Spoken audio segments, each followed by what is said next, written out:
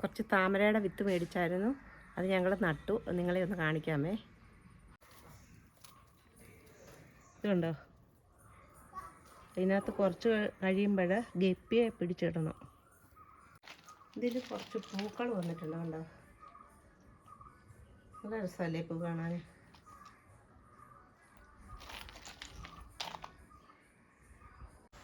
ഞങ്ങളുടെ വീടിൻ്റെ പുറവശത്തെ ഒരു പ്ലാവ് നിൽപ്പുണ്ടേ. നമ്മുടെ പറമ്പിലല്ല, തൊട്ടപ്പുറത്തെ വീട്ടിലെ പറമ്പിലാണ്.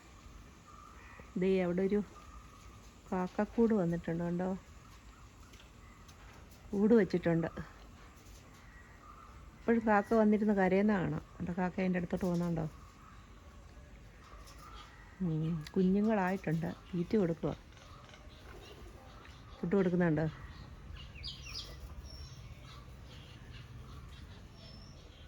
ഇവിടെ ഒരു തടി കൊണ്ടുള്ള തവളയുണ്ട്. കണ്ടോ? ഇതിനൊരു കമ്പുണ്ട്. ഇതിപ്പോൾ ഇങ്ങനെ വെക്കുവാണെങ്കിൽ ശരിക്കും തവള കരയുന്ന പോലെ തോന്നുന്നുണ്ടോ?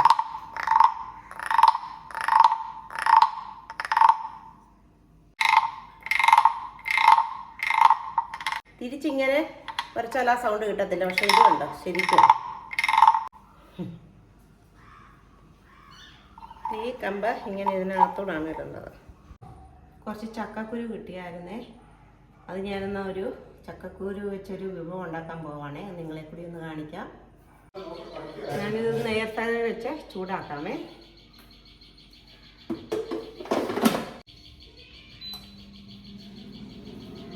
ഒരു 2 മിനിറ്റ് ഒന്ന് ചൂടാക്കാം നമുക്ക്. അപ്പം ഇത് ഞാനൊന്ന് ചൂടാക്കിയിട്ടുണ്ടേ.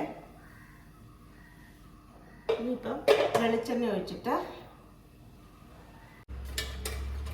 ഇതിനകത്തോട്ട് നമുക്കൊന്ന് ഇടാം. ഇനിയിപ്പോൾ ഇളക്കി കൊടുക്കാം.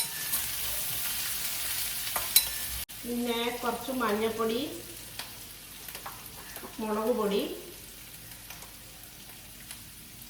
ചേർത്തൊന്ന് മിക്സ് ചെയ്ത് ഇളക്കാം. തീ ഒന്ന് ലോ ഫ്ലെയിമിലിടണേ. കുറച്ചിട്ടുണ്ട്, അല്ലെങ്കിൽ ഇത് കരിഞ്ഞു പോകും. ഇത് ഇവിടെ കിടന്ന് മൊരിയുമ്പോഴത്തേക്ക് ഞാൻ ഇതിനകത്ത് വേറൊരു സാധനം ഇടുന്നുണ്ട്. അതെന്താണെന്ന് ഞാൻ കാണിക്കാമേ. അപ്പം നമുക്ക് ഇതിനകത്തോട്ട് കുറച്ച് വെളുത്തുള്ളി ചതച്ചിടുക.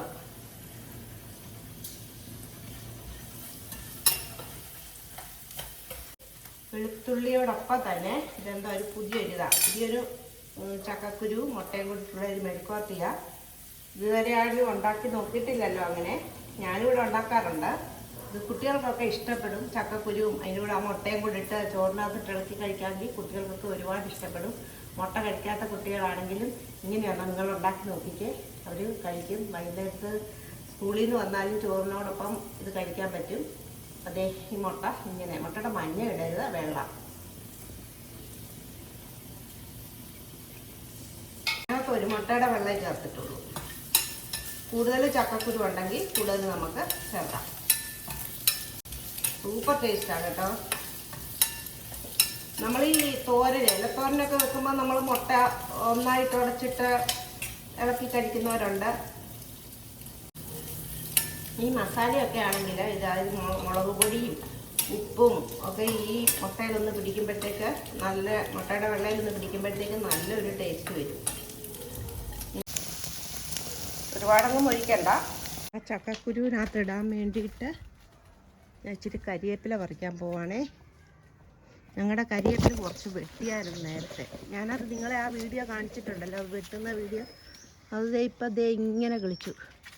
എൻ്റെ ഇടയിൽ ഒരു കിളി വന്നിരിക്കുന്നുണ്ട്. എന്നെ കണ്ടിട്ടൊന്നും ഓടുന്നില്ല. ഇപ്പം പറന്ന് നല്ല പോലെ കിളിച്ചു. കണ്ടോ? വെട്ടിക്കളഞ്ഞപ്പോഴ മറ്റേ ഇലയെല്ലാം അങ്ങ് പോയതായിരുന്നു.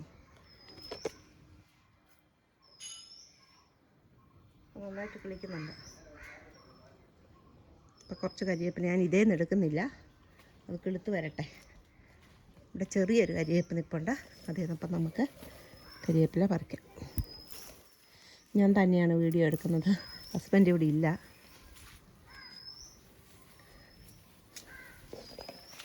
മാവെല്ലാം പോയി. കണ്ടോ? എന്താണെന്നറിയില്ല, ഇങ്ങനെ ഇലയെല്ലാം ഒരുമാതിരി മുരടിച്ച് നിൽക്കുന്നത്. ആകെ ഈ ഒറ്റ പൂവേ ഉണ്ടായുള്ളൂ ഇതിൽ. മുൻവശത്ത് നിൽക്കുന്നതിൽ 2-3 കൊല ഉണ്ടായിട്ടുണ്ട്. ഇത് മറ്റേ മരമുന്തിരി, ഇതിൽ ഇതുവരെ കാ പിടിച്ചില്ല. കരിയേപ്പില ഒന്ന് കഴുകിയിട്ട് വരാമേ.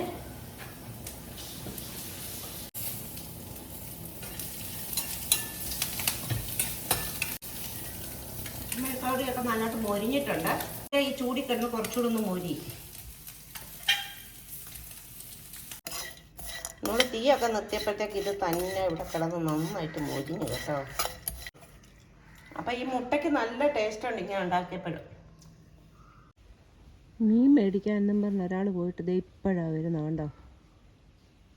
ദേ വന്നു, കുറേ സമയമായി പോയിട്ട്. ഞാൻ ആ സമയം കൊണ്ട് കുറച്ച് വീഡിയോ ഒക്കെ പിടിക്കുമായിരുന്നു. ഞാൻ തന്നെയാണ് പിടിച്ചത്. ദേ വരുന്നുണ്ട് മീനും കൊണ്ട്. സമയം ഒരുപാടായി, ഇനി എപ്പോഴാണെന്ന് അറിയത്തില്ല വെക്കുന്നതൊക്കെ.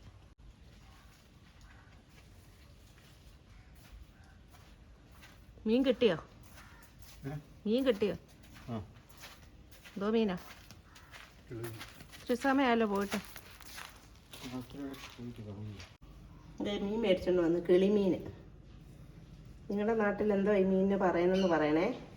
ഇവിടെ പറയുന്നത് കിളിമീനെന്നാണ്. അപ്പം ഇനിയിപ്പോൾ ഇത് വറക്കാൻ പോവാൻ ഞാൻ.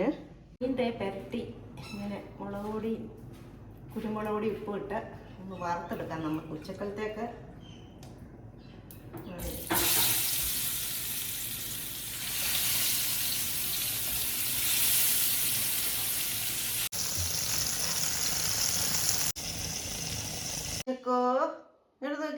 അങ്ങനെ ഞങ്ങളിതേ മീനൊക്കെ വറുത്തു. അതിൻ്റെ കൂട്ടത്തിൽ മറ്റേ മെഴുക്കുവരട്ടി, മുട്ടയൊക്കെ ഇട്ടുള്ള, പിന്നെ അച്ചാറ്, പിന്നെ അതേപോലെ തന്നെ മോര് കാച്ചിയത്, സാമ്പാർ ഇരിപ്പുണ്ട്. അപ്പോൾ അത് വേണ്ടെന്ന് വെച്ചു. അപ്പോൾ ഇനി ഞങ്ങൾ ചോറുണ്ണാൻ പോവാണ്. എല്ലാവർക്കും ടാറ്റ, ബൈ ബൈ.